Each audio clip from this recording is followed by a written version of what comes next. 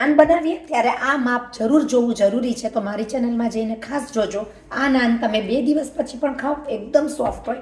કૂણવીને કરી નાખશું આપણે નાનના લોટને આ પ્રમાણે મસ્ત.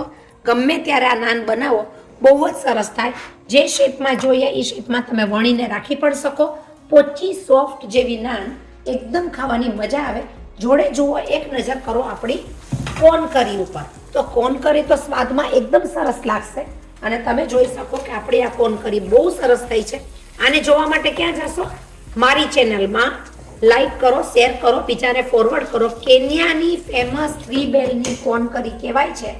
આની મજા આવશે ગરમા ગરમ નાન સાથે અને એની સાથેના કચુંબર સાથે.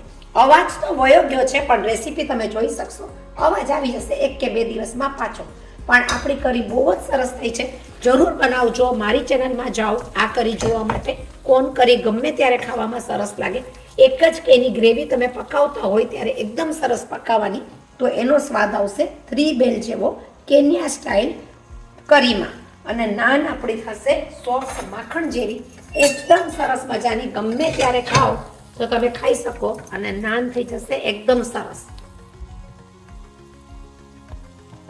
એટલે શું કોર્ન કરી આપણી ડીશની અંદર અને તમે નાન જોઈ શકો, એક હાથે તૂટે, એકદમ સોફ્ટ થાય. તો આ નાન તો બનાવવાની રહી, આની સાથે કોર્ન કરી ખાવાની મજા જોર હોય છે. તો આ તમે જરૂર બનાવજો. લાઈક કરો, શેર કરો, સબસ્ક્રાઈબ કરો, આગળ ફોરવર્ડ કરો.